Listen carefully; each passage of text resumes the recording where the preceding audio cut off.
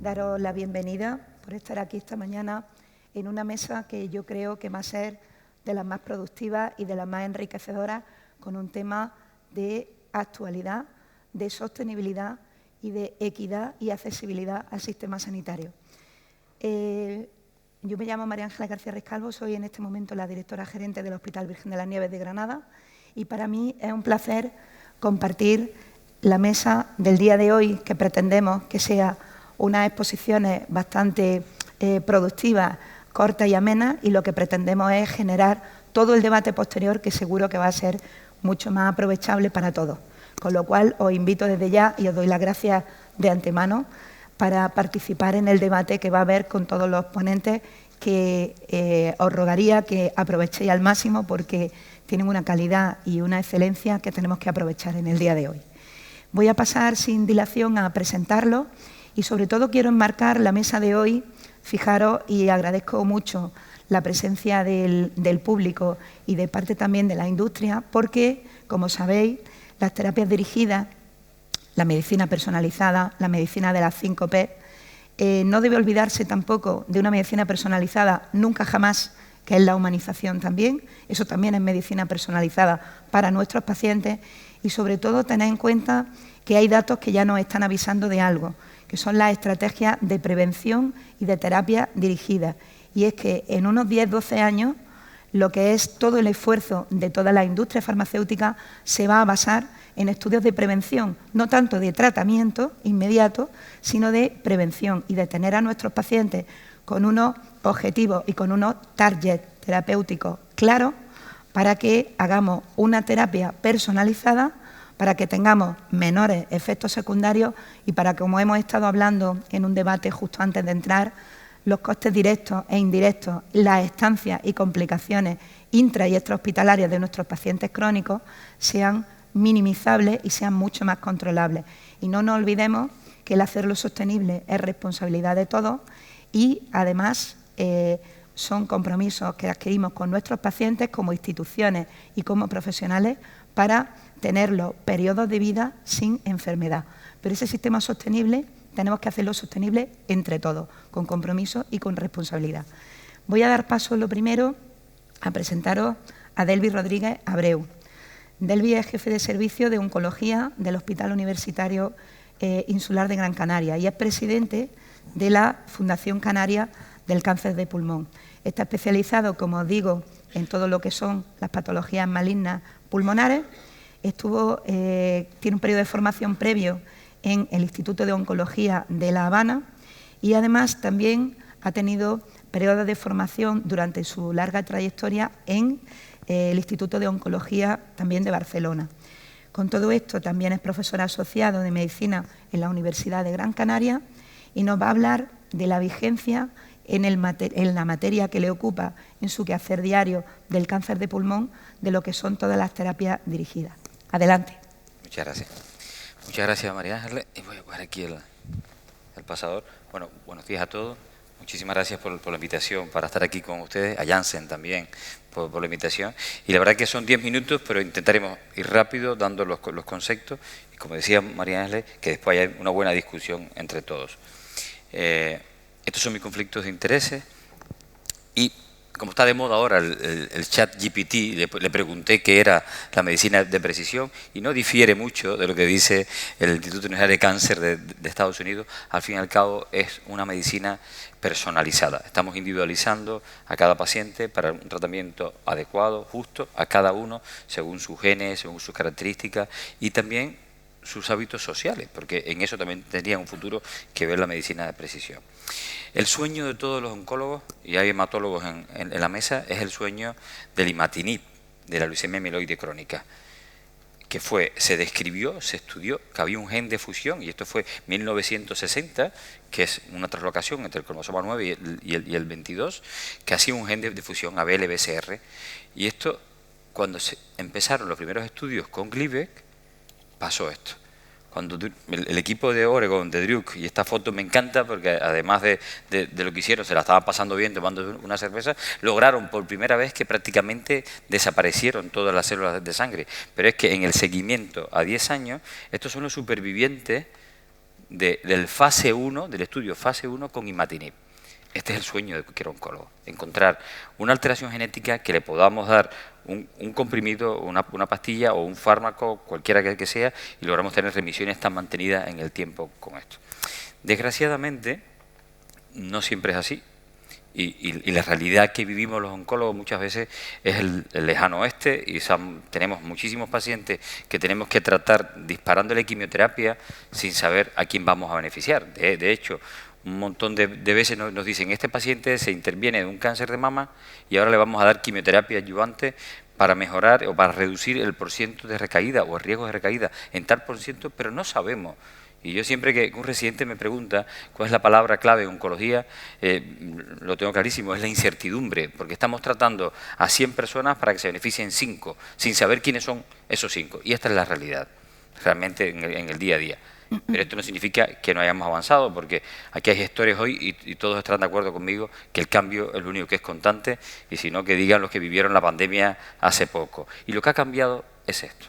Lo que ha cambiado en medicina es que los investigadores básicos y todos los médicos que nos dedicamos a tratar patologías malignas entendemos mucho más cómo funcionan cada enfermedad y cuál es el racional biológico que hay detrás de estas enfermedades.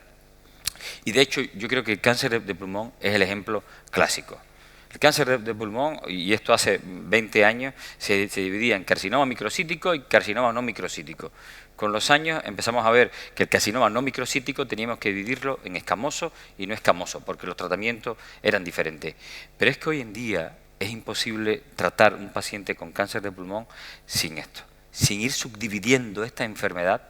Y hoy tenemos cáncer de pulmón, no células pequeñas, no escamoso, EGFR mutado, ALK traslocado, ROS1 positivo, RET positivo, MET positivo, BRAF, todas estas alteraciones, KRAS que al final es drugable, NTRK, montones de alteraciones que no solo nos permiten tratar de manera personalizada a esos pacientes, sino que viven de una manera diferente. Y tenemos pacientes viviendo 5 o 7 años solo tomando un comprimido. Esto era impensable en pacientes con cáncer de pulmón. Evidentemente, cuando esto se publicó en el 2020, New England, como a partir del año 2006 comenzamos a ver que las curvas de supervivencia comenzaban a caer y la mortalidad disminuía. En cáncer de pulmón nos pusimos muy felices. Tengan en cuenta que el cáncer de pulmón se diagnostican en el mundo 2.200.000 personas con cáncer de pulmón y 1.700.000 fallecen. En España, cada 20 minutos fallece una persona con cáncer de pulmón. Se diagnostican 30.000 personas y 20.000 personas o 21.000 personas fallecen cada año por cáncer de pulmón. O sea, esto es importante, y comenzar a ver que disminuye la mortalidad era un sueño que queríamos ver todos los oncólogos que nos dedicamos a cáncer de pulmón. ¿Y esto por qué? Pues se demostró claramente que es debido a las terapias dirigidas. Tengo ganas de ver este año la nueva publicación de la disminución de la mortalidad, seguro con la inmunoterapia, pero las terapias dirigidas fue un antes y un después, y esto está demostrado. Cogemos pacientes con drivers mutacionales, o sea, con una alteración genética, y aquellos pacientes con esa alteración genética que no se tratan con la terapia target viven menos que si se tratan con la terapia target. Por tanto, esta lección está aprendida, y todo paciente hay que intentar hacer una secuenciación masiva de genes, hay que intentar determinar qué alteración genética tiene, porque si lo tratamos con el tratamiento adecuado en el momento justo, vivirá más y mejor. Pero claro, para determinar esto y para comprender esto tenemos técnicas. ¿Y qué técnica vamos a utilizar? En oncología en general, no solo en cáncer de pulmón, tenemos el tejido de la biopsia del tumor, pero por suerte también los tumores, por suerte o por desgracia, porque esto lo hemos ido aprendiendo, secretan a sangre parte de su material genético, que ya somos capaces de detectarlo y de estudiarlo también. Y de hecho ya tenemos biopsia líquida, que es una cosa que hablábamos con secuenciación masiva de genes en la biopsia líquida, también PCR, y en el tejido lo mismo. Podemos hacer la PCR secuencial, podemos hacer la NGS, que es la Next Generation Sequencing, y también podemos hacer la inmunohistoquímica y el FISH.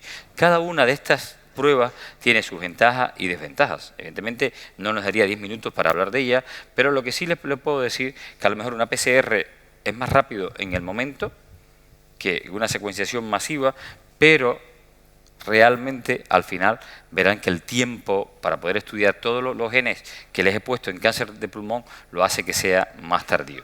De hecho, si miramos las guías europeas de cáncer de pulmón, lo que recomienda para realizar el estudio molecular en pacientes con cáncer de pulmón, no células pequeñas, no escamosos, es la secuenciación masiva de genes. Y dirán, ¿y esto por qué? Bueno, clarísimo. Porque la secuenciación masiva de genes evidentemente puede estudiar, tiene mayor sensibilidad, mayor especificidad y puede estudiar en corto tiempo un mayor número de genes, y ya tanto utilizando DNA como utilizando RNA. De hecho, hay determinados tipos de fusiones, porque no es lo mismo las mutaciones, las amplificaciones o los genes de fusión. De hecho, los genes de fusión tipo ROS1, NTRK, ALK se detectan mejor con ARN. Pero tenemos un reto, ¿por qué usamos esto también? Miren, en el 2004, cuando empezamos a usar en todos los pacientes con cáncer de pulmón dos fármacos, erlotinib y gefitinib, eran unos comprimidos contra la tirosina quinasa del factor de crecimiento epidérmico, que como sabemos que el cáncer de pulmón sobreexpresa la célula del factor de crecimiento epidérmico, todo el mundo dijo, pues si le damos estas pastillas, vivirán más. Pues no fue así. Vivían más un grupo de pacientes. ¿Cuáles eran? Sobre todo mujeres, adenocarcinoma, no fumadoras y de origen asiático. Y alguien dijo, ¿y esto por qué? 2004, tampoco hace tanto, hace 20 años. Pues estudiaron y esas personas eran las que con más frecuencia tenían una mutación en el gen que codifica al receptor de factor de crecimiento epidérmico. Y esto cambió la medicina personalizada en cáncer de pulmón, que comenzó con la enfermedad EGFR, que conocerán. Y evidentemente con la enfermedad EGFR, que la hacíamos por PCR, la determinábamos y determinábamos que en España es alrededor de un 14% de pacientes. Pero yo nunca encontraba en mi hospital ningún paciente que tuviera dentro de las mutaciones del exón del EGFR una inserción en el exón 20, que hoy tenemos además fármacos dirigidos como esto, como será amivantamab, mobocertinib, otros fármacos que ya están. Y de hecho este estudio me pareció muy interesante porque haciéndolo con PCR, aún en aquellos centros que la PCR sea capaz de determinar la inyección del exón 20, se pierde un 50% de pacientes. Y esto dirá, bueno, ¿y qué significa? Pues significa que ese 50% de pacientes pierden la oportunidad de poder ser tratados con un tratamiento adecuado y justo. Esto ha salido ahora, justo esta semana, de un grupo español, que lo lideró Edurne Ariola, con Enrique de Álava, de Sevilla, que dijeron, bueno, ya sabemos que es mejor de Luis hacer secuenciación masiva de genes que PCR, pero esto es coste efectivo, ¿podemos permitirnos esto? Pues mira, si miramos primero, por cuestión de tiempo, si lo hacemos primero EGFR, ALK, ROS1, después si sale negativo hacemos BRAF, si sale negativo hacemos NTRK, o ER2, o MET, o RET, nos llegamos a llegar hasta 15 días. Sin embargo, si lo hacemos todo en NGS, menos días y mayor cantidad de genes. Y esto está claro. Y sobre todo detectamos mayor número de alteraciones moleculares. Pero hay otro término que para mí también es importante. Si somos capaces de determinar pacientes con alteraciones moleculares, pues seremos capaces también a esos pacientes, además de darles mejor calidad de vida, tratamiento adecuado, pues poder proponerles ensayos clínicos en cursos con nuevos fármacos. Y hoy sabemos que esto también es coste efectivo. El ahorro en cualquier institución por incluir pacientes en ensayos clínicos, en el Hospital Insular, en nuestro centro, solo en cáncer de pulmón puede ser más de 1 millón de euros que nos podemos ahorrar. O sea que esto lo tenemos muy claro. Entonces, ya tenemos aquí que la NGS es el estándar, que tenemos que hacer medicina de precisión que ahorra, pero después tenemos que trabajar en equipo, tenemos que involucrar a todos. Y antes teníamos el comité de cáncer de pulmón, pues ya hemos creado también en el Hospital Insular, y aquí hay que involucrar a todo el mundo. Tenemos patólogos, tenemos cirujanos, tenemos la farmacia en nuestro hospital es parte del comité molecular, los oncólogos, los biólogos, la bioquímica que se dedica también a las enfermedades hereditarias, y entre todos para analizar cuál es el mejor tratamiento para estos pacientes con alteraciones moleculares o aquellos que progresan, que es lo mejor para ellos. Ya para terminar, decir que la medicina de precisión es una realidad hoy por hoy en oncología, y no es solo una realidad para cáncer de pulmón, para otros tumores también sólidos y no sólidos. Ha venido a ayudar al sistema, no se puede ver como una amenaza, porque es coste efectivo. La medicina de precisión nos permite identificar pequeños grupos de pacientes, y pequeños grupos de pacientes tanto con mutaciones activadoras, que van a necesitar un fármaco dirigido, pero también con mutaciones de resistencia. Y esto es importante, porque un paciente que tenga una mutación determinada por decirle, un EGFR, y yo no lo detecte y le estoy poniendo quimio inmuno, estoy gastando dinero en él, además de empeorando sus posibilidades de vivir. Necesitamos trabajo en equipo con comités moleculares que incluya a todo el mundo y, por supuesto, necesitamos estrategias nacionales y regionales porque tendremos que hablar cuántos centros necesitarán o no tener esta tecnología. Muchas gracias.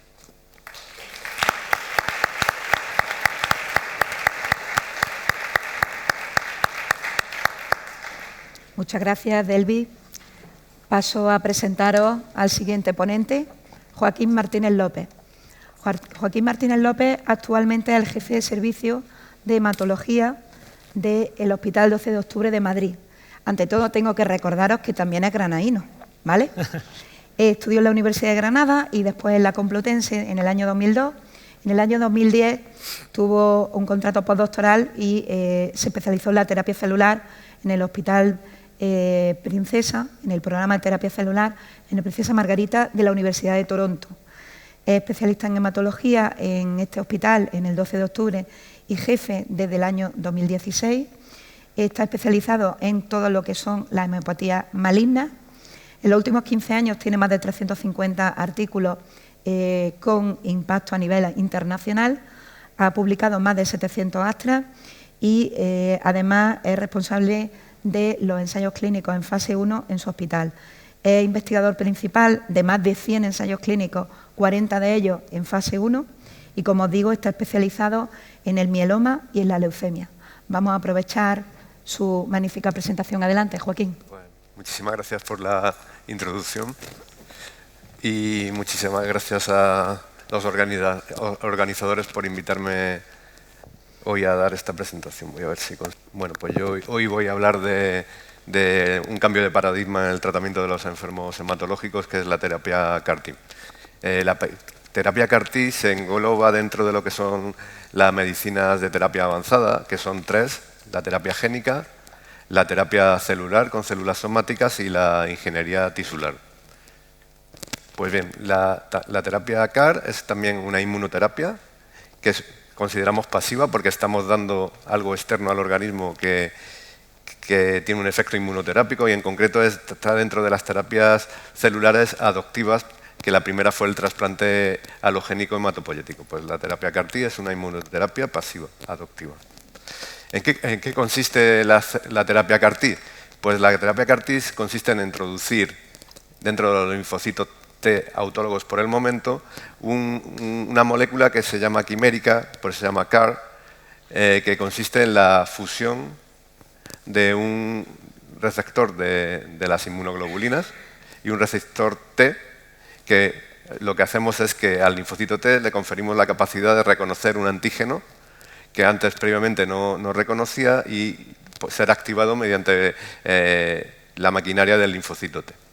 ¿Vale? En general, los que se han aprobado hasta ahora son los frente a la molécula CD19 y BCMA. CD19 es una molécula que está en la mayoría de los linfocitos B de nuestro organismo. Pues bueno, estas moléculas se pueden introducir en nuestros linfocitos T. Como hemos dicho, esta es una inmunoterapia que es una mezcla entre terapia génica y celular. Y lo que hacemos es, mediante una linfoaféresis, cogemos los linfocitos de un paciente en una máquina de aféresis, como se haría para un trasplante, se seleccionan los linfocitos T en el laboratorio, y ya también en el laboratorio se introduce esta molécula quimérica CAR, que se introduce en un lentivirus, que un lentivirus es un virus de la inmunodeficiencia humana no patógena, se introduce dentro del genoma del linfocito T autólogo de ese paciente y se cultiva y se produce en grandes cantidades. Esto en el laboratorio tarda como unos 15 días en hacerse y posteriormente se puede infundir al paciente previa a una linfodeplección. Bueno, pues esto ha cambiado el paradigma de la relación entre los hospitales y la industria farmacéutica, porque nos convertimos, el hospital se convierte en un proveedor de un producto y la empresa farmacéutica te da un medicamento, porque estas terapias son medicamentos. Con lo cual ha cambiado totalmente el paradigma de relación entre la industria farmacéutica y los hospitales. No todos los CAR son iguales. Estos son los 3 CAR que hay ahora mismo en España disponibles para el tratamiento del mieloma múltiple, que es frente a una molécula que se llama BCMA, que está en la superficie de las células plasmáticas, que es la que produce el mieloma múltiple. Pues bueno, los 3 van frente a BCMA, pero son muy diferentes. IDECEL, que fue el primero que se aprobó, pues es un CAR que no es totalmente humano, es humanizado. Luego hay un CAR que se ha desarrollado, que es un CAR académico que se ha desarrollado en el Clínic de Barcelona, pues este es totalmente humano y reconoce BCMA. Y luego está el tercer CAR, que es Ciltacel, que se desarrolló en China, pero posteriormente se ha desarrollado en Estados Unidos y Europa, que es un CAR muy especial que proviene de una molécula de llama, de la inmunoglobulina de llama, y que reconoce en 2 sitios a BCMA. Bueno, pues ahora veremos cómo se traduce esto en la eficacia. Bueno, pues el acceso a estas terapias es bastante complejo porque están implicados un montón de agentes, la agencia reguladora, evidentemente, algunas entidades de acreditación, porque tenemos que estar los centros acreditados, como son la EBMT y FAT en Estados Unidos. Tenemos que tener todos los hospitales la acreditación JACI para infundir estos tratamientos. Evidentemente, la empresa farmacéutica está muy implicada en el proceso, porque si funciona mal el hospital, también va a funcionar mal el producto. Evidentemente, los pagadores, nuestro sistema sanitario, porque son tratamientos muy caros, como veremos, la academia y evidentemente los pacientes están súper interesados porque los resultados son muy buenos. Dentro del hospital también es complejo porque evidentemente tiene que haber una acción primaria, que es la dirección gerencia, que esté de acuerdo en que esto se pueda realizar en un hospital, pero tenemos que tener una unidad de aféresis, una unidad de trasplante, hematología clínica, la farmacia muy implicada, los servicios de inmunología, todo debe estar de acuerdo. También es muy importante la calidad. Entonces, los centros tenemos, como hemos dicho, que estar acreditados por JACI en Europa, que son unas normas bastante complejas y que vienen del trasplante, pero ya también se usan para terapia celular. Y luego también tenemos que estar acreditados por el Ministerio de Sanidad y también cualificados, que quiere decir que las empresas farmacéuticas nos cualifiquen para poder infundir y ser proveedores de sus productos, especialmente la parte del envío de productos. Entonces, hemos sido sometidos a una cualificación por múltiples empresas farmacéuticas. He puesto 4, pero nosotros hemos sido cualificados por al menos 10 diferentes. Este es el esquema que tenemos en el hospital ahora mismo de calidad de nuestro programa de terapia CAR-T, que es bastante complejo, como podéis ver. Tiene tres partes, procesamiento, tratamiento y seguimiento.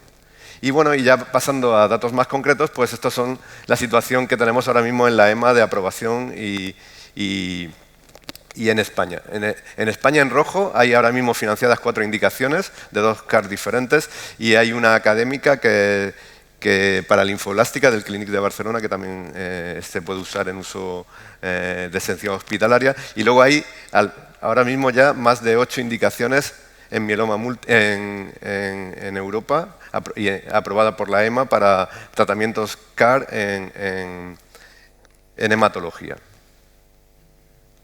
Estos son los datos. ¿Por qué hay tanto interés? Pues los datos son... vamos a empezar por linfoma y leucemia linfoblástica. En linfoma tenemos de B difuso de células grandes, que fue la primera aprobación. Pues vemos un ensayo randomizado que comparamos CAR frente a trasplante en segunda línea. Hay otro ensayo más ya randomizado y las diferencias son bastante impactantes entre la rama azul control y la rama experimental.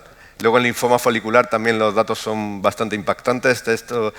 Vienen datos de un fase 2, no hay rama control, pero contra un control histórico los resultados también son muy impactantes en enfermos en recaída. En linfoma del manto pasa algo parecido, una enfermedad incurable y enfermos que se curan, igual que en leucemia linfoblástica del niño, que también, como podemos ver, enfermos en recaída, pues hay alrededor de un 40% que parece que se están curando, al menos tienen remisiones muy prolongadas. En mieloma múltiple también, que es lo que viene ahora, también hay datos con 2 CAR-T muy consolidados, siempre en fase 2. El IDECEL, que es el primero que dije que era humanizado, pues la supervivencia libre de progresión es de 8 meses, frente a 3 que sería el control. Y de Cilta-Cel, que los datos son espectaculares, con una supervivencia libre de progresión en enfermos multirefractarios de más de 24 meses. Si comparamos a ambos CAR, pues parece ser que uno de ellos pues bastante mejor. Esto es comparando en mieloma, la rama en azul es Cilta-Cel y en rojo sería un control histórico porque todavía no hay ensayos fase 3, pero las diferencias son abrumadoras. Estos son datos de nuestro hospital que reproducen los datos que he presentado en 3 indicaciones. Que hemos tratado más de 50 pacientes y los datos también son similares, y con lo cual lo estamos reproduciendo en España. En cuanto a este tratamiento, tampoco es perfecto y pues también tiene sus problemas. Tiene toxicidades específicas como síndrome de proliferación de citoquinas, neurotoxicidad, aplasia e infecciones. Y también tiene una toxicidad que es la toxicidad económica, porque estos tratamientos pues, son bastante caros, más de 300.000 euros en las indicaciones aprobadas en España, aunque hay un pago por resultados. Sin embargo, quería poner un ejemplo para que se nos quite un poco el miedo. Por ejemplo, este es el gasto del año, hace 2 años en nuestro hospital en fármacos para mieloma múltiple, que 5,7 millones de euros en nuestro hospital. Somos el hospital que más enfermos de mieloma múltiple ve de España probablemente, pero... Y esto es lo que se gastó la Comunidad de Madrid en CAR-T en 2021, que son 3,5 millones de euros, con lo cual el gasto pues, no parece, o sea, parece que podría ser asumible si lo hacemos bien. Bueno, para ello se instauró un plan de abordaje de terapias avanzadas por el sistema sanitario español, que con la idea de pues, hacer esto sostenible, y se estableció el siguiente procedimiento, que es que se hacía una solicitud centralizada, se validaba por un grupo de expertos, se aprobaba, se hacía la aféresis y se administraba el tratamiento. Lo ideal sería que fueran 60 días desde el inicio hasta el final, pero por ejemplo en Madrid el año pasado teníamos 83,5 días. En Madrid el año pasado solo había un centro autorizado. ¿Qué ha pasado? Pues que este año se han aumentado los centros, ahora mismo hay más de 20 centros en España autorizados para hacer este tipo de terapias, sobre todo cuando vengan las nuevas indicaciones como linfoma del manto, folicular y mieloma múltiple, que se esperan más de 800 casos en España. ¿Qué ha pasado hasta ahora? Pues en la mayoría de las comunidades autónomas en verde de las provincias se han solicitado CAR, se han hecho a julio del año pasado 768 solicitudes, aproximadamente el 80% de ellas fueron aprobadas. Y ya para finalizar, pues quería concluir que la terapia CAR se considera un medicamento ultra personalizado y es clave para el tratamiento de los tumores hematológicos linfoides en la actualidad. El proceso para su producción y administración es complejo, intervienen múltiples actores y esto ha cambiado el paradigma de relación entre la industria farmacéutica y los hospitales y los sistemas sanitarios. Esta terapia se debe realizar en centros designados y está sujeto a un control estricto de calidad y económico. El beneficio de estos tratamientos, como habéis visto, es altísimo para los pacientes que antes no tenían ninguna opción terapéutica, y por este motivo, desde el punto de vista de los médicos y de los pacientes, debe ser introducido en nuestro sistema de manera preferente, y por eso hay tanto interés. Ya para finalmente agradecerle a todos mis compañeros del Hospital 12 de Octubre, este es el nuevo Hospital 12 de Octubre, que esperemos tenerlo el año que viene en funcionamiento, y finalmente, no sé si va a haber tiempo, tenía un vídeo de una enferma nuestra, que es un testimonio, que ha sido tratada de mieloma múltiple, que ha sido tratada con CAR-T, y no sé si va a salir, si voy a poder... Pues nada, pues muchas gracias a todos. Gracias.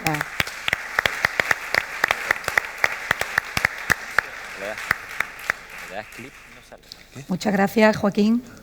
Vamos a dar paso a nuestro tercer ponente, Miguel Ángel Calleja, también relacionado con Granada, como vais a ver. Se define como un apasionado, que esta frase me ha encantado, de la farmacia hospitalaria y del trabajo en equipo, que estamos hablando hoy de equipos multidisciplinares. Es especialista en farmacia del año 2000 y doctor en la Universidad de Granada en el año 2001, máster de atención farmacéutica por la Universidad de Valencia del año 99 y dirección de servicios sanitarios por la Universidad de Pompeu Fabra en Barcelona en el año 2006 y experto en dirección de servicios sanitarios de farmacia del 2012, con una acreditación de la Comunidad Económica Europea. Jefe de servicio de farmacia en la actualidad del Hospital Universitario Virgen Macarena del año 2016 hasta hoy, y antes estuvo en el Virgen de las Nieves, en el Reina Sofía y en el Infanta Margarita. Presidente de la SEF entre el año 2015 y 2019 y miembro del Comité Director de la Sociedad Europea de Farmacia Hospitalaria desde el año 2019 hasta hoy. Profesor posgrado y de la Asociación y asociado de la Universidad de Granada, experto externo de la Agencia Europea del Medicamento con representación en Europa. Ha firmado, y este tema es importante, anoche hablaba con él de esto y saldrá hoy aquí en el debate, más de 72 acuerdos de riesgo compartido en la modalidad pago por resultado. El primer acuerdo que se hizo en España en el año 2010. Tiene experiencia en procesos disruptivos. Quiero que luego salga en el debate qué es primero disrupción o innovación.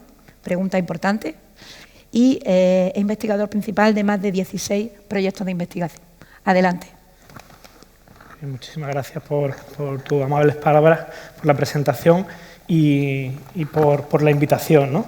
Agradecer también a Janssen, en primer lugar, el que invirtáis tanto en nuevos medicamentos y medicamentos innovadores. Creo que es vital el trabajo que se realiza y la inversión para que se pueda ir mejorando la salud, ¿no? Porque hoy estamos hablando aquí de unas terapias que realmente son disruptivas y son innovadoras, porque ha hablado Joaquín del tema de los CAR-T. Aparte de los CAR-T, ahora mismo tenemos en España Darbastrocel para colitis en pacientes que no responden a terapias biológicas, y tenemos terapia génica. La terapia génica, por ejemplo, Lusturna o Zolgensma, que ahora veremos. Pero quería comentaros una cosa que me apasiona especialmente, y es que terapias celulares y génicas, las que tenemos ahora mismo, lo que permiten es que nuestras células sean capaces de hacer algo que antes no hacían. Producir una proteína o producir un anticuerpo que antes no hacían. Y además, son de una sola administración. Todas las que tenemos ahora mismo son así. Es decir, que tienen en su ADN tienen la esencia de ser curativas.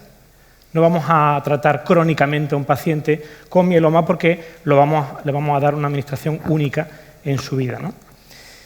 Bien, y esta innovación supone una inversión importante. Sí, como comentaba Joaquín antes, pues son más de 300.000 euros por cada paciente, una sola vez en la vida, que esto es importante destacarlo, ¿no? La farmacia hospitalaria, el objetivo es que se consigan los mejores resultados en salud para los pacientes. ¿Y los mejores resultados qué significa? Que el medicamento sea efectivo, ese mieloma se cure, seguro, no tengamos unos efectos secundarios muy altos, y eficiente, si puede ser. Y para eso tenemos herramientas interesantes, por ejemplo, la evaluación de medicamentos. En la evaluación de medicamentos siempre evaluamos eficacia y seguridad de los ensayos clínicos, pero también hay que evaluar la conveniencia para el paciente. Parece que en general puede ser más conveniente una terapia oral que una subcutánea que una intravenosa, pero en este caso estamos hablando de terapias que en la mayoría de los casos son intravenosas, pero son de una sola administración. Y claro, esa eficiencia quería comentaros que hay que saber distinguirla de la eficacia, de la efectividad. La eficiencia es una razón, es un cociente que arriba tenemos efectividad y seguridad, y abajo, en el denominador, tenemos el coste.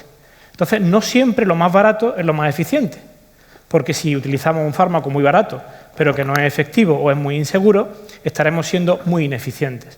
Y estamos en terapias que nos están permitiendo tratar procesos oncológicos sin quimioterapia. Por tanto, la seguridad está siendo mucho mayor en este caso.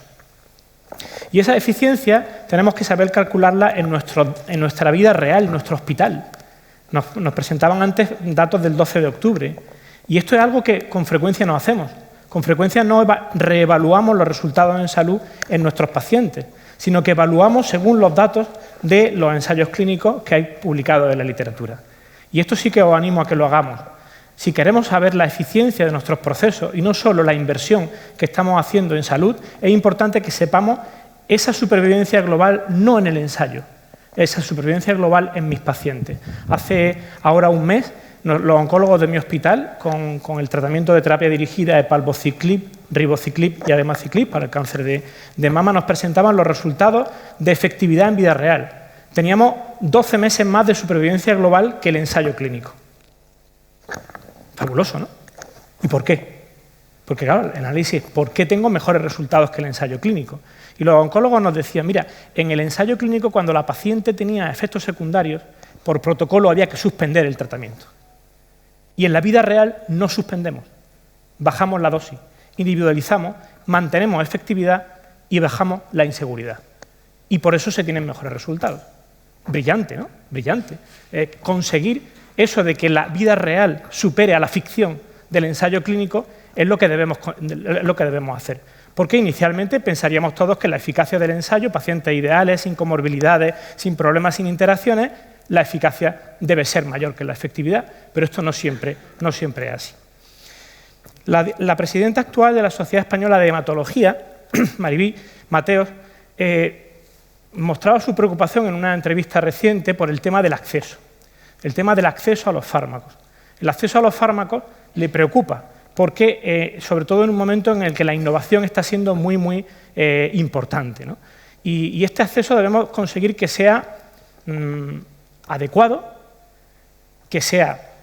en tiempo y en forma, porque si no podríamos llegar a inequidades, que en un hospital tengan un fármaco y en otro no.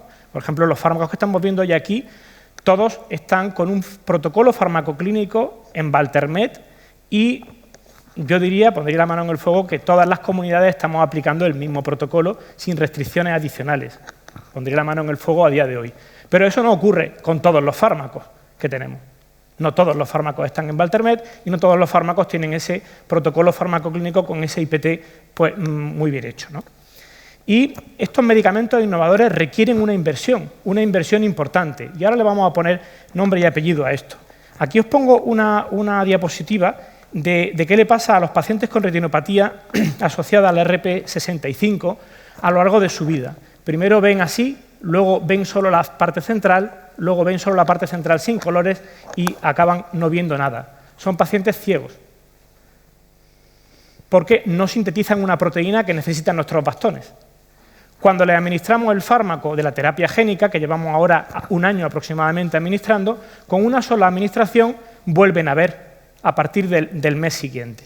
O sea, es quitar la ceguera, en realidad. Y esto requiere una inversión. En este caso concreto es $500.000 por cada paciente. 250.000 euros el ojo izquierdo, 250.000 euros el ojo derecho. Es mucho dinero, pero es que vuelves a ver. Solo una administración por ojo. También tenemos que innovar en gestión. ¿Cuál es el problema con el $500.000? Pagarlo hoy, ¿no? Si me dejaran pagarlo poco a poco, esa persona que pasa a ver durante los siguientes 30 años podría pagarlo mejor, ¿no? Pues eso se ha hecho. Con Lusturna, que es el fármaco que os estoy hablando ahora mismo, lo que tenemos es un pago aplazado, con un acuerdo nacional de pago aplazado a 4 años. Pago el 30% el primer año, el 20% el segundo, el 30% el tercero y el 20% el último año. El IVA se paga entero en el primer año. Luego tenemos también que innovar. Nos comentaba Joaquín antes que los CAR-T tienen un pago por resultados. El primer pago por resultados, que hacía referencia María Ángeles, lo firmamos en Virgen de las Nieves, con hipertensión pulmonar, en 2010. Y fijaros, de 2010 a 2022 ya tenemos en Valtermed 7 pagos por resultados, cuando parecía que tenía que ser una cuestión de iniciativa del hospital, porque aquello parecía imposible tener esos resultados a nivel nacional, pero ya sí los tenemos. Y si os metéis en la página de Valtermed, veréis CAR-T con el porcentaje de pacientes que no han respondido. Y como no han respondido, el segundo pago no se ha hecho. Asociado a la supervivencia libre de progresión, en este caso, o en el caso de Dupilumab, para dermatitis atópica, una efectividad en vida real del 93%, también un 13% mayor que en el ensayo clínico. Por tanto, se puede hacer y se puede hacer ese seguimiento, ¿no? Y aquí tenéis el tema de la inversión que os comentaba, ¿no? Todo lo que es la biotecnología y los nuevos medicamentos, la empresa farmacéutica, podemos decir, es de las que más invierte a nivel europeo. Esta inversión es importante que la tengamos en cuenta. A veces solo vemos lo que nos cuesta como pagadores el medicamento en el hospital. Pero en realidad esto viene de una inversión anterior y una inversión que no siempre es rentable. Porque hay muchos fármacos, aquí os pongo las empresas que más invierten, el top 10, ¿no? de la inversión en medicamentos, ¿no? Pero hay solo, fijaros, 1 de cada 10.000 moléculas en investigación llegan al mercado. O sea que muchas veces no llega al mercado algo donde ya se ha invertido. Tenemos que tenerlo en cuenta. Es un ámbito muy regulado, con ensayos clínicos que normalmente cuando autorizamos son fase 3, aunque por ejemplo en las CAR-T han sido fase 2 sin grupo control por la innovación que suponen. Y fijaros, por ejemplo, melanoma, solo 7 fármacos nuevos con 96 intentos fallidos. O en pulmón, que nos comentaba Delvia anteriormente, 10 fármacos nuevos con 167 intentos fallidos, ¿no? Y esto es importante que lo tengamos en cuenta. ¿Y qué parte es la que se lleva la mayor inversión? Pues sobre todo los ensayos clínicos. Los ensayos clínicos es lo que se lleva la mayor inversión en los medicamentos, ¿no? Ensayos clínicos, fase 1, como se comentaba antes, es solo para demostrar, en principio, que a los pacientes, a las personas, no les hace daño. Fase 2, cuando estás titulando la dosis, y fase 3, cuando estás comparando con un grupo control, con lo que actualmente se hace. Bueno, esta inversión ha ido creciendo paulatinamente, es estable durante los últimos años, el 44% se lo llevan los ensayos clínicos y supone un ahorro importante la realización de estos ensayos en el hospital. Nos comentaba Joaquín antes de entrar que en su hospital hay 2 millones de euros que evitan de gasto por los ensayos que ellos realizan en toda la parte de hematología. Y esto es importante que lo tengamos en cuenta, mucho más en oncohemato, donde el tratamiento de ensayo clínico se da completo para el paciente hasta el final del tratamiento del paciente. No nos quedamos enganchados a ese tratamiento, ¿no? Por otro lado, sí es importante destacar que el nivel de acceso a los fármacos en España es un poco inferior a otros países de la Unión Europea, como puede ser el caso de Alemania, inferior en porcentaje y más lento en tiempo, ¿vale? Y luego, las inequidades que existen en España. Tenemos 17 comunidades autónomas, 6 de ellas muy centralizadas con decisión regional, pero las otras 11 descentralizadas. Yo trabajo en Andalucía, en Sevilla. En mi hospital hay fármacos que tenemos en nuestra guía que el hospital de más cercano, que está a 6 kilómetros, no tiene en la guía o lo utiliza de otro modo. Y esto deberíamos evitarlo, ¿no? Muy bien, el beneficio y la innovación debe ser para el paciente, supervivencia global libre de progresión, pero no solo para el paciente, perdonad que me he comido el tiempo, sino también para la sociedad. Ese paciente pasa a ser más productivo de lo que era anteriormente y también, por qué no decirlo, para el propio pagador, que hace una inversión con un retorno de inversión que conseguiremos. Es decir, como comentaba María Ángela al principio, esa prevención me permite evitar costes posteriores que son muy importantes. Muy bien, pues nada más. Muchísimas gracias.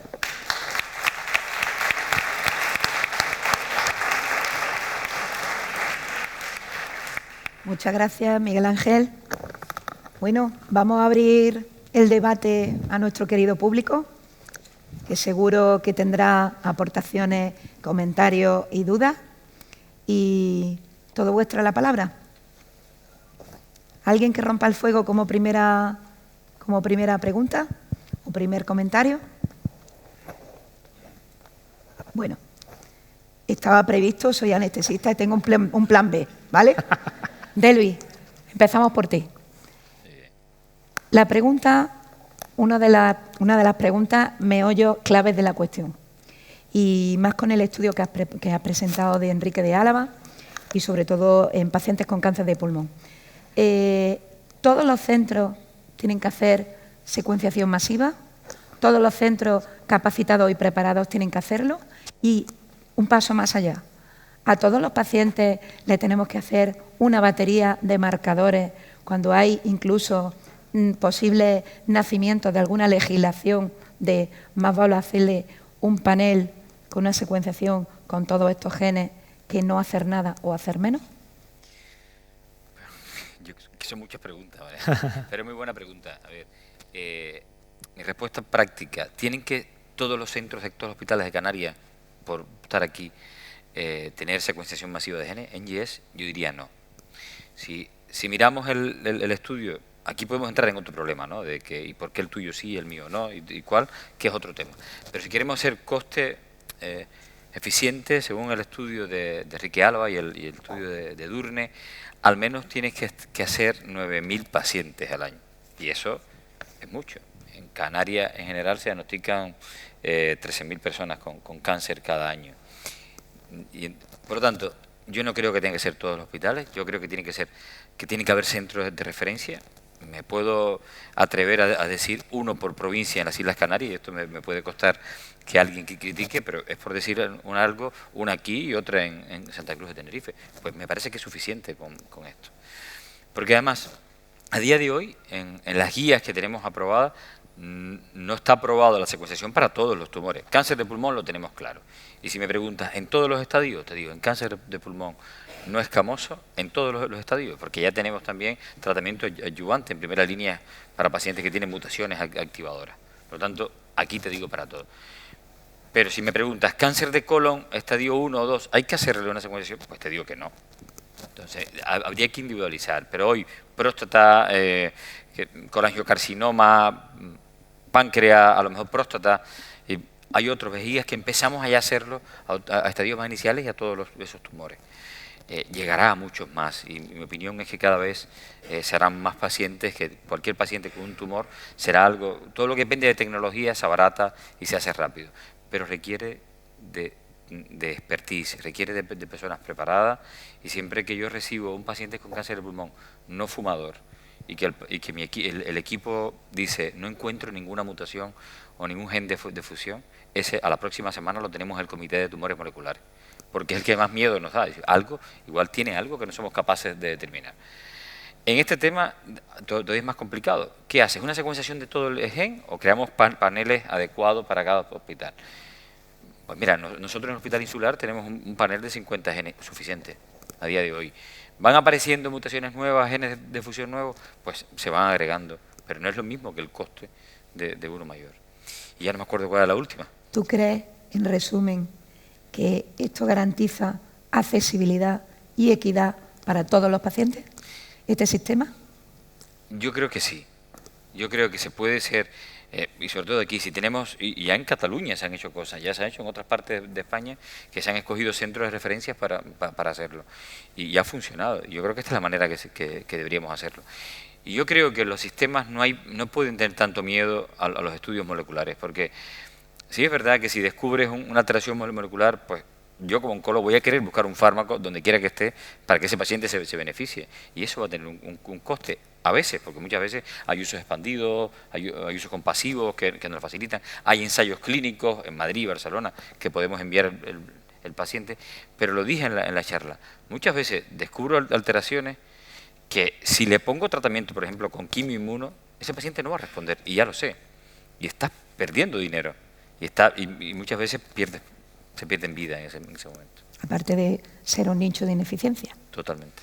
Joaquín, ¿quería añadir algo? Sí, yo quería hacer un comentario porque en el campo de hematología es fundamental ahora mismo el diagnóstico molecular por generation sequencing en la mayoría de las enfermedades. Y por ejemplo, hay mucha polémica de genomas, targeted sequencing. En hematología al menos muy importante la secuenciación profunda, porque hay mutaciones que están en una fracción alélica muy pequeña. Entonces, por ahora hay que hacer targeted sequencing de un panel de genes recortados, los relevantes en esa enfermedad. Luego hay un proyecto muy importante a nivel nacional que es IMPACT.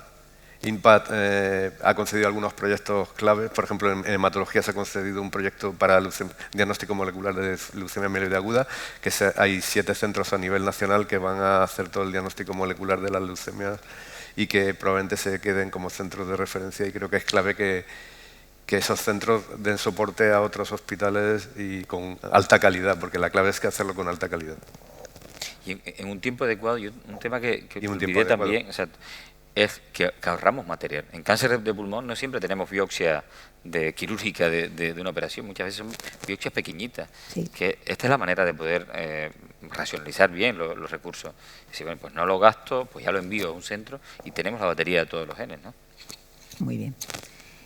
Joaquín, cuéntanos de forma resumida lo más novedoso y sobre todo cómo hacemos entre todos sostenible en la parte de trabajo que tú llevas del linfoma y de los mielomas, cómo hacemos sostenible todo esto y las novedades que suponen a nivel económico y de eficacia, seguridad y calidad. Pues en cuanto a novedades, pues se está avanzando bastante en adelantar la indicación del tratamiento, porque ahora mismo están indicados este tipo de tratamiento en enfermos ya multirefractarios, pues está intentando adelantar la indicación. Ya hay ensayos clínicos en primera línea en mieloma y en linfoma. Y tendremos resultados en unos años, pero que esto va a ser muy beneficioso para, sobre todo, enfermos jóvenes, y se va a ahorrar probablemente mucho dinero, porque los tratamientos, al menos en algunas enfermedades como el mieloma múltiple o algunos tipos de linfoma, son muy caros, y si el tratamiento lo hacemos preconvento, y además es un tratamiento único, vamos a ahorrar mucho dinero en tratamientos continuados. Que, por ejemplo, el tratamiento de un mieloma múltiple ahora mismo, un año de tratamiento es a veces más de 100.000 euros de solo un paciente. Entonces, yo creo que es la forma de que esta innovación va a entrar de forma rápida en el sistema, porque aparte de eso, el beneficio que supone de calidad de vida para los pacientes. Muy bien. Y luego también, otras innovaciones importantes son el desarrollo de CAR halogénicos, o sea, es como si de donantes. O sea, podríamos tener el CAR en la farmacia. Tengo CAR de BCMA, CAR de CD19 en la farmacia, y puedo infundirlo rápidamente, porque el problema muchas veces de estos tratamientos es que, como tardan alrededor de 2 meses en tenerlo disponible, pues hay enfermos que tienen una enfermedad muy agresiva y no llegan, aproximadamente el 20%. Y luego también otra forma de ahorrar costes es la producción descentralizada, o sea, que en el propio hospital se pueda producir el CAR, por ejemplo, que te den el virus, es el CAR con el virus, y que tú produzcas en tu hospital el CAR. Por ejemplo, hay algunos hospitales en España que se están preparando, entre ellos, nuestro hospital, nos estamos preparando para en un futuro poder producir in-house los CAR y que no tengan que enviarse fuera, y eso ahorraría mucho coste. Muy bien. ¿Alguna pregunta del público? Mira, con respecto al tema halogénico y autólogo, el Darbastrocel, por ejemplo, que lo comentaba antes, es halogénico, o sea, lo tenemos en la farmacia, y las terapias génicas, las dos, son también halogénicas. Es decir, que no requieren ese tiempo de enviar la muestra, que se altere genéticamente y volver a retomarla. Esa es la parte que quería retomar contigo, Miguel Ángel. Respecto a las terapias génicas y a las celulares, igual que le hemos preguntado a Joaquín en su ámbito de la hemopatía, lo más novedoso con lo que os encontráis diariamente y vuestro factor de responsabilidad para hacer el sistema sostenible, ¿qué nos puedes decir? Pues mira, yo creo que igual que vemos como los fármacos han sido innovadores, permiten una supervivencia global muy superior, incluso curar enfermedades que antes no eran curables, en la parte de gestión también se ha innovado. Se ha innovado con los acuerdos innovadores de gestión, que se llama, que son aquellos en donde el precio del medicamento, que es muy elevado por paciente, se modifica en función del tiempo, de los resultados o de cualquier otra variable. Entonces, lo más habitual en España está siendo el capping, es decir, a partir de cierta cantidad de inversión ya es gratuito el tratamiento. Por ejemplo, la terapia génica de Lusturna son 30 pacientes al año en España. A partir del 30 ya no lo pagas. Ya el siguiente, el 31, es un tratamiento que es gratuito. Y luego tenemos, por otro lado, el tema del pago por resultados. En las CAR-T, por ejemplo, tenemos las dos cosas. Tenemos el capping, a partir de cierta cantidad, no se paga, pero aparte tú pagas solo el 50% al principio. Si el paciente llega a una supervivencia libre de progresión de 18 meses, a los 18 meses pagas la otra mitad. Y realmente se está pagando en torno a un 30% menos por inefectividades, porque los pacientes no llegan a estar en ese momento de forma tan adecuada. Y luego, algo que comentaba Joaquín hace un momento, es decir, el impacto económico es alto ahora, pero si yo tuviera que tratar anualmente a 100.000 euros, dice, son 300.000, es caro, sí, pero a partir del tercer año estaría pagando más con una terapia clásica, crónica y de administración habitual. Entonces, yo creo que esos son aspectos que yo creo que hay que tener en cuenta de cara a saber que es una inversión que haces tú ahora, pero es un retorno de inversión que recupera a partir de determinado momento, ¿no? ¿Tú crees que los acuerdos de riesgo compartido los tenemos aquí y ahora infrautilizados y podíamos extenderlos y valorar su eficacia, rendimiento y necesidad en más patologías y en más casos de pacientes? Completamente de acuerdo. Yo creo que el gran problema de los acuerdos de riesgo compartido, especialmente el pago por resultados, que es el que requiere más tiempo para medirlo, el gran problema son los sistemas de información que no nos aportan ese dato a un clic. Entonces tú tienes que registrar por ejemplo, en las CAR-T lo registráis 3 veces, en la MBT, luego en la historia clínica y luego en Valtermed. Esto no puede ser. Es decir, tiene que haber un sistema que además tecnológicamente no da ningún problema, simplemente es una cuestión de voluntad de las comunidades autónomas y del Ministerio de que compartamos esos datos. Es decir, ahora mismo a un clic hay sistemas informáticos que te revisan 1 millón de historias por cada minuto. Esto es así. Lo único que tienes que establecer es el permiso de acceso. Nosotros tenemos una experiencia muy bonita con colitis ulcerosa. Con el equipo de digestivo hicimos un algoritmo de frases que los digestivos ponen que indican que el paciente no está respondiendo bien a la terapia biológica. Bueno, pues son 37 frases y el sistema informático, que lo hemos hecho con Progreso y Salud, te busca a 1.500 historias por minuto, esas 37 frases. Y te dice qué pacientes en los próximos 6 meses puede que dejen de responder a la terapia biológica.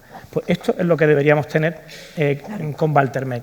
Hasta que no tengamos esto solo será aplicable a fármacos muy caros, con pocos pacientes y con equipos médicos que estén dispuestos a registrar los datos varias veces.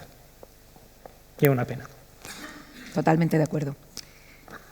¿Alguien de la sala que quiera participar?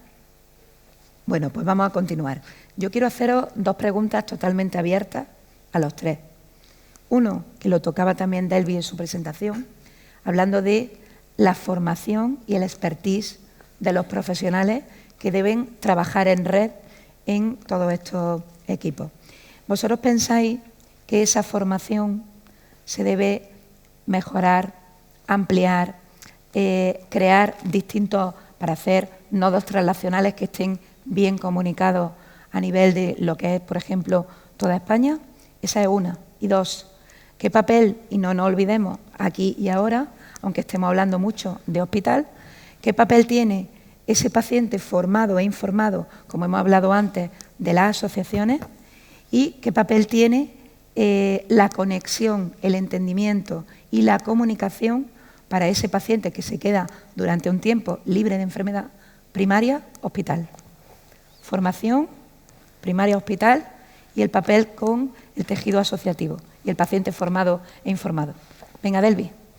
Bueno, yo creo que lo dije. En la medida que está clarísimo que es, ya lo hablábamos ahorita cuando la guerra, que siempre, guerra por llamar la guerra, ¿no? Pero la eterna discusión si los linfomas lo hacen los oncólogos o los hematólogos, cuando estábamos allí, creo que tiene que hacerlo que lo trate bien. Exacto. Y al final, si hay hematólogos que todos los días lo hacen y ven un número de pacientes, o yo solo me dedico a ver un gran número de cáncer de pulmón, la experiencia que voy a tener del manejo de los medicamentos, de ese tipo de patologías, va a ser mayor. Y con la tecnología creo que es lo mismo. No es lo mismo un biólogo o patólogo molecular que están haciendo al mes tantas muestras que el que hace 10 o cada no sé. Al final esto es así y crea un nivel. ¿Que lo puede llegar a coger experiencia otra persona? Sí, yo creo que ahí es donde tienen que ir formándose, pero eso lo dará el tiempo, lo dará cuando se abaraten las tecnologías y cuando pueda llegar a todo. A día de hoy, mi opinión, insisto, tiene que ser centro de referencia porque va a garantizar que las personas estén mejor preparadas y con más formación. Primaria, hospital. Primero, hospital, esto es un tema súper importante desde mi punto de vista. Y ya no solo para eso, para la prevención, para el diagnóstico rápido, o sea, en oncología y cáncer de pulmón. O sea, en nuestras islas el gran problema que tenemos no es la medicina de precisión, es que el 80% de los pacientes con cáncer de pulmón que llegan a estadios avanzados. O sea, ahí hay que tener un contacto. Pero voy a la otra parte. Pacientes nuestros, cada vez tenemos más pacientes curados también, remisión completa o estables, tanto con terapias dirigidas como el uso de la inmunoterapia. Yo creo que hay que educarse y que sí que tenemos que estar relacionados de cuáles son las señales de alarma, qué paciente puede recaer, cuál no, cuál es el seguimiento, que se pueden hacer también en atención primaria y no sobrecargar al sistema. Yo creo que ahí hay mucho que trabajar. Las asociaciones de pacientes están ayudando mucho. Yo tengo pacientes ya ROS1, que es un tipo de gen de fusión, el ROS1, que van por una cuarta línea y hay grupos de ROS1 helper, de KRAS helper, o sea, de FR resistant, y ya vienen con información de esos grupos internacionales, porque está Twitter, está Instagram, lo otro que ya viene, que dice, no, hay un ensayo Delvi en el Gustave Roussy, o hay este fármaco que está de uso compasivo, y te lo dan. Pues me parece bien, hay que perder el miedo a que no, la medicina está cambiando y esta es una realidad y yo creo que es positivo para todos. Muy bien. Joaquín, tu turno. Pues, ¿por dónde empiezo? Por el final, por los pacientes. Bueno, yo creo que hay varios estudios que dicen que los pacientes informados tienen mayor supervivencia porque si tú estás bien informado, pues vas a saber los efectos secundarios, vas a saber reconocerlos, vas a decírselo a tu médico. Creo que es importantísimo que estén bien formados y que se preocupen por su enfermedad, pero sobre todo que confíen en el médico y que haya una relación de mutua confianza. Las asociaciones de pacientes creo que son importantes, pero también tienen que saber cuáles son sus límites. Pero creo que son muy importantes y que tenemos que tener una relación muy, muy estrecha con ellas. En cuanto a primaria, pues en Madrid tenemos ahora mismo muchos problemas en primaria. La relación está, desde el COVID, se ha bastante fraccionado. Estamos viendo retrasos de diagnóstico, por ejemplo, lo que yo más me dedico, mieloma múltiple, enfermos que llegan muy tarde, por la disrupción del sistema sanitario.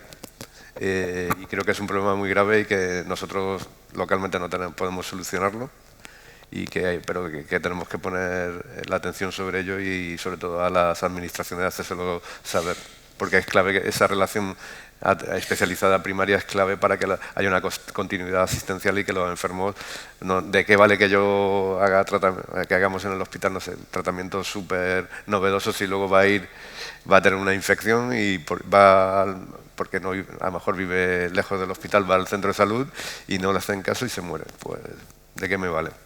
O sea que es muy importante. Y luego la formación y el expertise. La formación es fundamental. Nuestro sistema sanitario también tiene un déficit muy importante de formativo en el sentido de que depende de la industria farmacéutica. Total. Creo que eso hay que revisarlo porque no puede ser. Y creo que es clave que la formación en estas nuevas terapias se realice de una forma más reglada.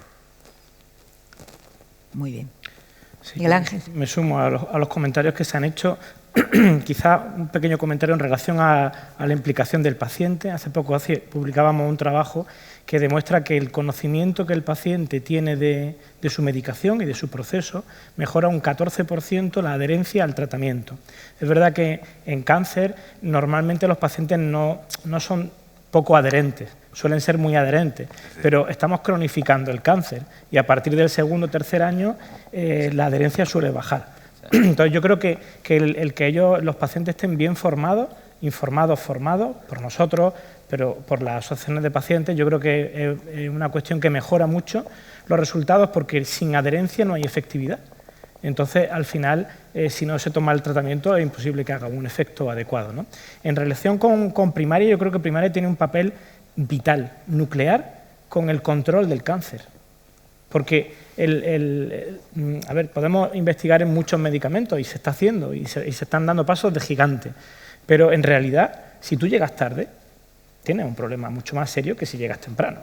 Y ahí yo creo que primaria tiene una labor vital ante síntomas iniciales y ahí la formación, como dice Joaquín, yo creo que debería nacer del propio sistema sanitario, que tuviéramos a todos nuestros equipos sanitarios bien formados en este aspecto, ¿no?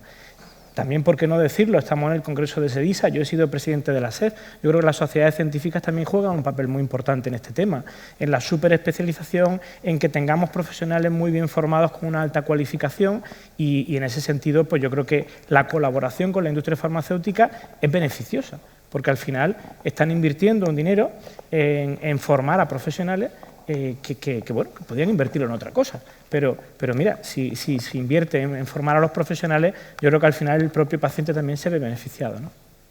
Muy bien. ¿Alguien del público que quiera? Bien.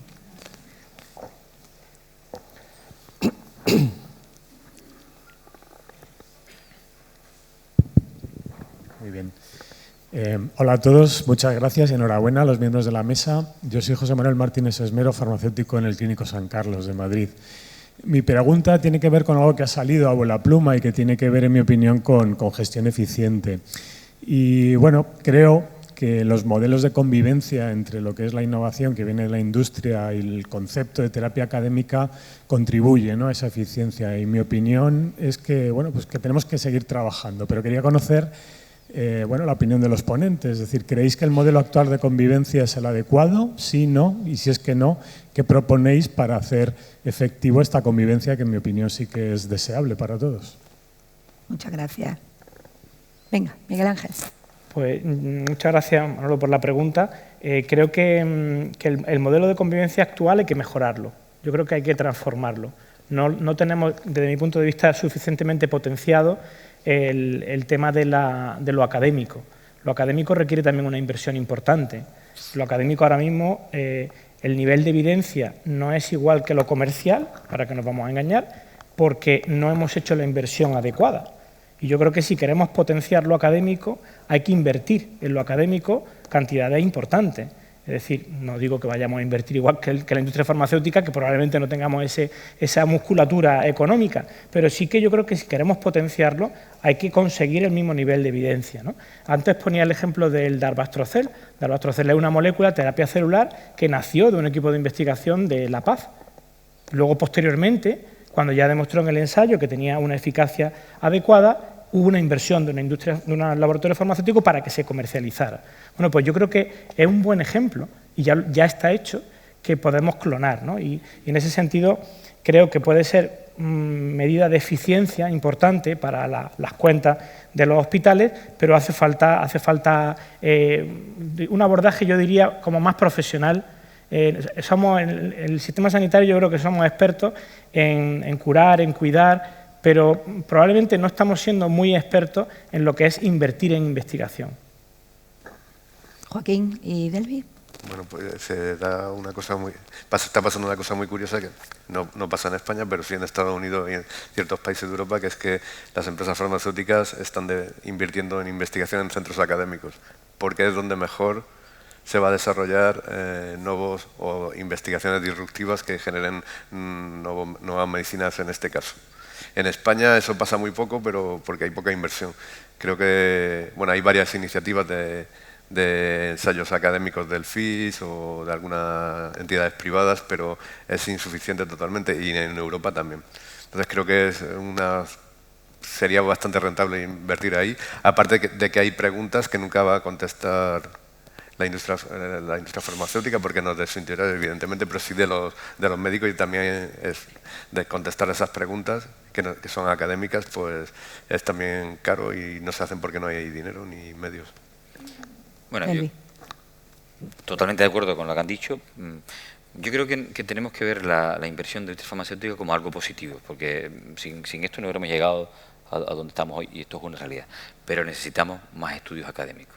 Yo siempre lo digo, sobre todo también que hacemos mucha inmunoterapia en nuestro centro. ¿Es necesario 24 o 25 anti-PD1, anti-PDL1? Pues no. Pues toda la industria quiere hacer lo mismo que hacíamos ya con la quimioterapia. Pues combina este con este, suma este con este, y estamos repitiendo los mismos errores sin hacer una medicina personalizada. Pero claro, la industria tiene sus intereses y cada uno quiere aprobar el de él para poder compararlo después con combinaciones. Necesitamos estudios académicos para esto, porque son preguntas que la industria no lo va a hacer porque no les interesa y porque ha hecho otras cosas o hará otras cosas en el futuro. Para esto sí necesitamos estudios académicos y con apoyo del Estado y con apoyo de dinero. Yo quería preguntarte, Joaquín, porque sé que el Clinic está haciendo su CAR-T, ¿no? y que lo ha demostrado, ¿no? Sí, han desarrollado un CAR propio que lo han validado ya en 2 ensayos clínicos a nivel nacional. Nosotros hemos participado en los 2 y han pedido la excepción hospitalaria, se la ha concedido para leucemia linfoblástica del adulto, que no hay ninguna indicación, y ahora están en un proceso de descentralización de que otros centros lo puedan producir, que no sea el Clinic. Ahora solo se puede producir en el Clinic, y hay varias iniciativas a nivel también europeo de este tipo y en Estados Unidos, pero por ahora la más exitosa es la del Clinic. Yo quería añadir al hilo de la pregunta, que me ha parecido bastante buena, y lo ha comentado también Joaquín. Hay un estudio hecho en los últimos 10 años de cuánto invierte cada país en I+D+I de su PIB. España en los últimos años está desde un 7 a un 11,5%. Pero no nos olvidemos que hay países como es Corea, que invierte cerca de un 40%, o Bélgica, Holanda, Luxemburgo, que está alrededor de un 30-38%. Entonces, yo creo, como bien has dicho tú y como bien han comentado ellos, que la forma de relacionarse, la forma de potenciar ese paso tiene que cambiar, que la relación que hay ahora es buena, pero tiene que mejorar y tenemos que mejorar también, pues, por ejemplo, en Andalucía se están haciendo inversiones en la compra pública innovadora también y en esos también acuerdos de riesgo compartido. Pero esa relación hay que potenciarla y virarla efectivamente a lo que han dicho ellos de la parte más académica. ¿Alguna otra participación del público? Bueno, pues yo... ¿alguna? No. Quiero añadir 2 puntos para el final. Yo siempre digo, y hay gente aquí sentada en el público, a mi equipo directivo, que los cargos intermedios son parte del equipo directivo y llevan el rumbo y la rienda de los grandes transatlánticos que son las organizaciones sanitarias. Los cargos intermedios son pieza clave en el rumbo y en el destino y objetivo final de una organización. Los equipos directivos intentamos, y se ha visto también durante la pandemia, intentamos poner orden en el caos y decir estos son los carriles de la autovía o de la autopista por donde nos tenemos que mover. Por aquí sí o por aquí no. Pero evidentemente os necesitamos a todos los cargos intermedios. Y quería preguntaros vosotros en qué queréis día a día ayudarnos a los gestores y a los equipos directivos en esa andadura de todo este tema que estamos hablando aquí y ahora de cara a la sostenibilidad económica, en qué podéis ayudarnos y qué establecemos de sinergia contraria, es decir, en qué nos ayudáis vosotros a nosotros y en qué podemos nosotros también guiaros y reforzaros a vosotros en el camino, sobre todo, de la medicina personalizada, la medicina de precisión, las terapias génicas y celulares. Cada uno desde vuestro servicio donde trabajáis día a día. Venga. ¿Qué podemos dar a los equipos directivos y qué necesitamos de los equipos directivos? Sí, puedo empezar yo. Venga. Bueno, yo creo que necesitamos... Ánimo, Joaquín. Que confíen más en nosotros. Cuando yo digo que... yo creo que estoy informado. Cuando yo considero que algo puede ser importante para el hospital, que realmente me crean, que no crean que lo hago en mi beneficio. Yo estoy pensando en los enfermos, en el hospital también, que se beneficie. Creo que necesitamos más confianza hacia nosotros. No por mí, hablo por muchas personas. Y yo creo que nos pueden ayudar muchísimo porque sin el equipo directivo no somos nada. O sea, si no nos dan recursos no podemos hacer nada y necesitamos más recursos porque estamos haciendo virguerías porque con lo que tenemos... O sea, nosotros hemos aumentado, en nuestro departamento hemos aumentado la actividad mejor, yo creo que el 30% o más en los últimos 5 años con los mismos. O sea, intentamos buscarnos la vida y que necesitamos más apoyo y confianza. Vale. Miguel Ángel y Delvi. Hombre, yo creo que necesitamos más comunicación siempre. Comunicación. Esta es la clave en todo tipo de relación humana. La oncología y la hematología y todo, y también farmacia, han aumentado su actividad en los últimos 5 años más de un 30%, un 35%. Se diagnostican más tumores, pero es que viven más y se cronifican más las enfermedades, pues necesitamos siempre más recursos. Y recursos en personal, en apoyo. Y lo de la confianza, esto me parece muy importante, Joaquín, estoy totalmente de acuerdo. Muchas veces, porque realmente, como tanto la formación como muchos de los fármacos innovadores son traídos por nuestra farmacéutica, parece ser que el beneficio no es para nuestros pacientes, ¿no? Todos queremos lo mismo, queremos que los pacientes vivan más, venga de donde venga. Y esto hay que crearlo. Y yo creo, ayer lo hablaba con Miguel Ángel, que la relación con la farmacia, con el paciente, de cara al paciente farmacia, de cara al paciente el oncólogo, hace que mejore toda la comunicación. Y esto lo mismo con las altas esferas. Muy bien. Miguel Ángel. Yo me sumo a lo que se ha comentado y quería quizá añadir el tema que desde los cargos intermedios quizá un aspecto que se puede aportar es un aspecto de innovación y visibilidad de toda la actividad que se realiza en el centro, innovadora, y que a veces por falta de comunicación no trasladamos a los equipos directivos, pero estás trabajando en ello, ¿no? Y no lo valoras, pero probablemente en manos de un directivo eso puede tener una visibilidad muy superior. Esa parte yo creo que podemos mejorarla. Y luego al revés, pues, medios, ayuda, apoyo, colaboración y yo creo que la línea podría ser algo como la autogestión. Es decir, el jefe de onco o de hemato de un centro grande que tiene un presupuesto de 15 o 20 millones de euros, si un año es capaz de hacer, digo medicamentos, si un año es capaz de hacerlo más eficiente, lo ideal sería que pudiera hacer uso del destino de esa eficiencia. De ese modo yo creo que conseguiríamos implicarlo mucho más en esa búsqueda de la eficiencia, ¿no?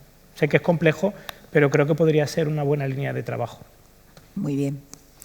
Bueno, pues como yo quiero que los que brillen sean ellos, que son los protagonistas de la mesa, les voy a pedir, para finalizar, una frase, como si fuera un eslogan, una frase resumen de las presentaciones del día de hoy.